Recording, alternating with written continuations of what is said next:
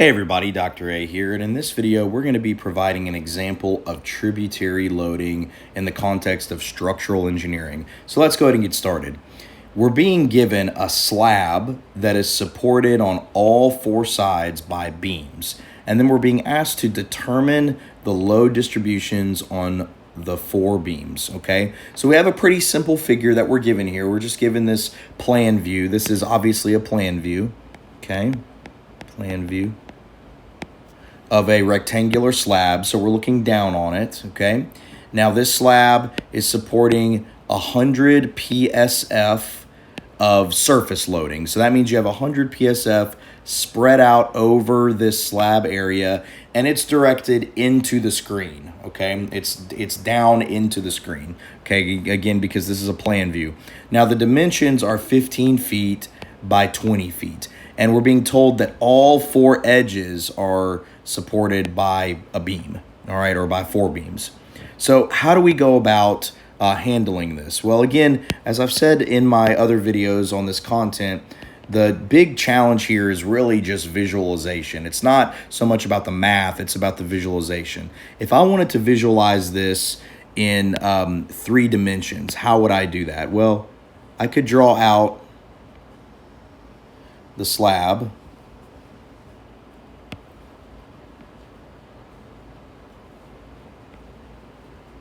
like this,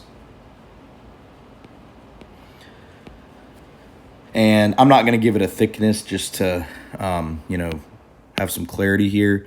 And then I've got a beam here, I've got a beam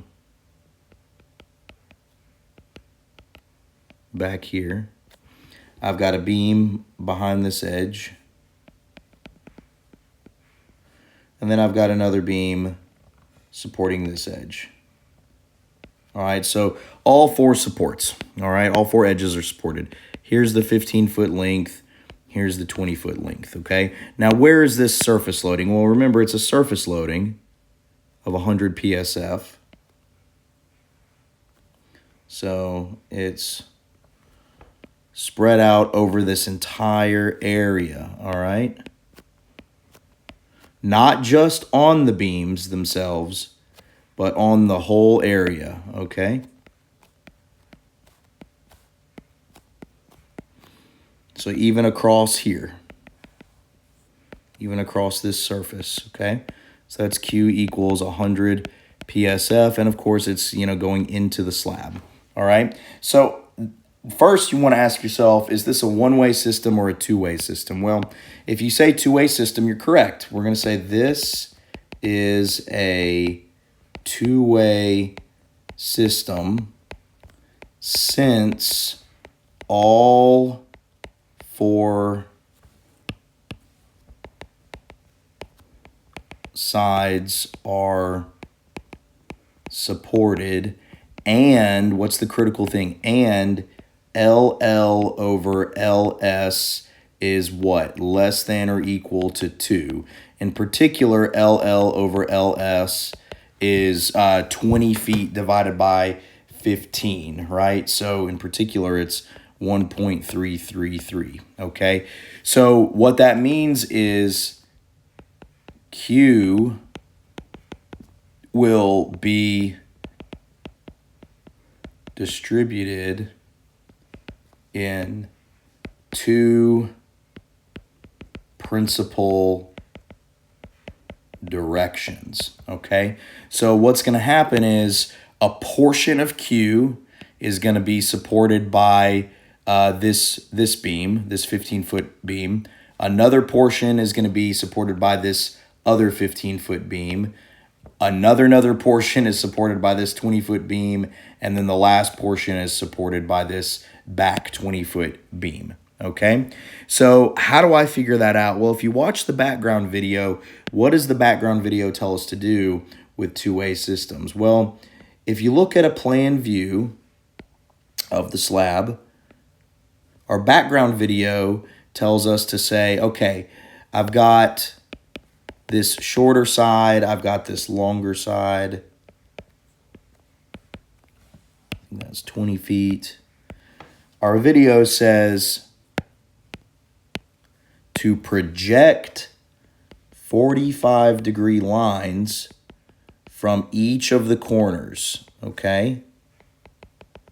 Now, if you have a straight edge and you're able to sketch this on your own paper, that's even better. You can draw this to scale, but this is a 45-degree line, okay? Now, what's going to happen is when you project these 45-degree lines, because we have one side that's longer than the other, right? We have a 20-foot side that's longer than 15 feet.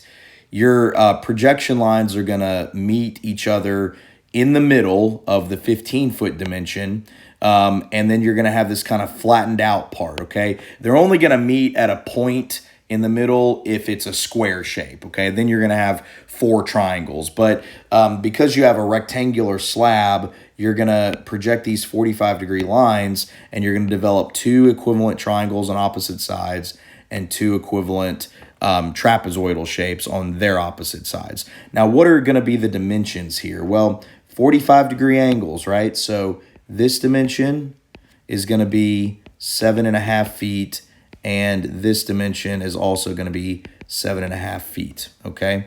And then the same thing on this side. So you do have some symmetry here, okay? All these are 7.5 foot dimensions, all right? And then, of course, you know, this right here would be a 5-foot dimension. I'm going to make a little note here, not quite to scale, okay? But if you drew this to scale, you know, this 5-foot length would look a little shorter than these 7.5 foot lengths, okay?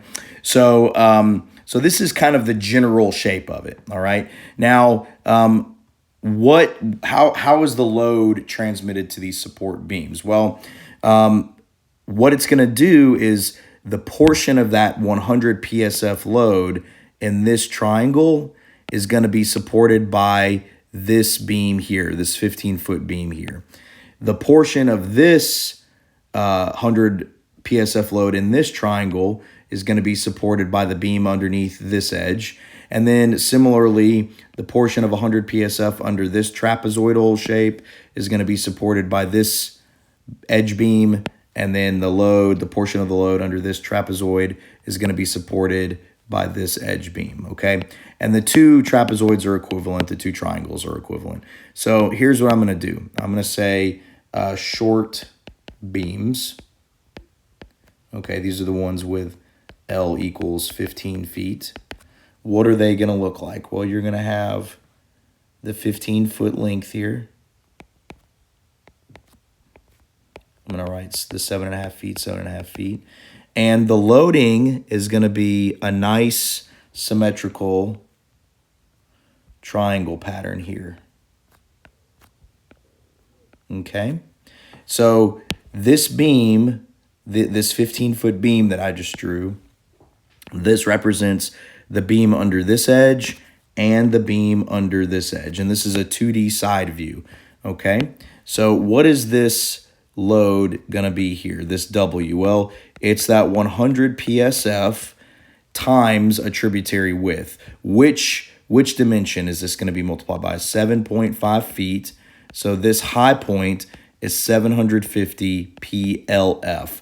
So which 7.5 feet is this?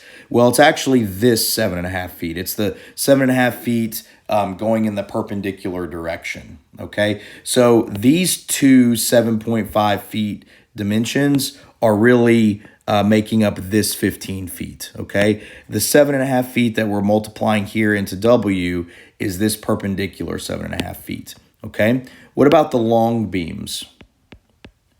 The long beams, where we have L equals 20 feet. Okay, if I draw that out, again, not really to scale here.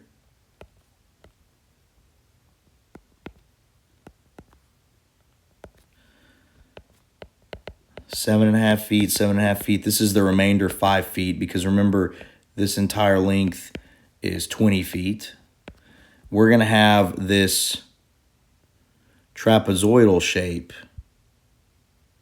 that looks something like that, okay? And we're going to have this downward load.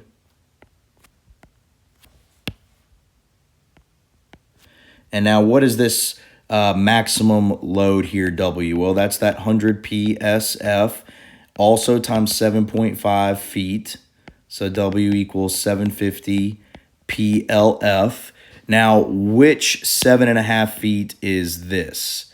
Okay, you got to be careful. I want you to understand, even though it's, we got a lot of 7.5 feet here floating around, we need to know which is which. So the 7.5 feet that we're utilizing for this long beam loading is going to be this 7.5 feet or this one, okay? It's the 7.5 feet perpendicular to the dimension, to the 20-foot dimension.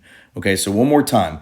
If I were to color code it, I guess I could color code it to make it look a little easier. Okay, this 7.5 feet is really this 7.5 feet, 7.5 feet here, okay, in red.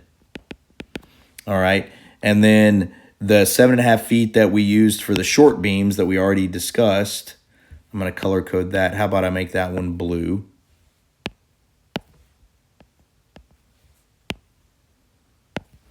This 7.5 feet in blue is really either of these 7.5 feet, okay? So again, the tributary width, and again, both of these are examples of tributary widths, these 7.5 feet. The tributary width you're using is the width that's perpendicular in plan view to the beam you are currently looking at, all right? So that's it for this example. All we were asked to do was to determine what the tributary loading or the equivalent loading is on these 4 support beams. If you wanted to, if you had some information about external supports and you wanted to calculate reactions, you could. That would be using basic knowledge from statics or mech of materials. For the purposes of this video, we're just trying to figure out what the loads are, okay? So that concludes this example. If you found this helpful, please hit like and subscribe and be on the lookout for other content like this. Thanks for watching.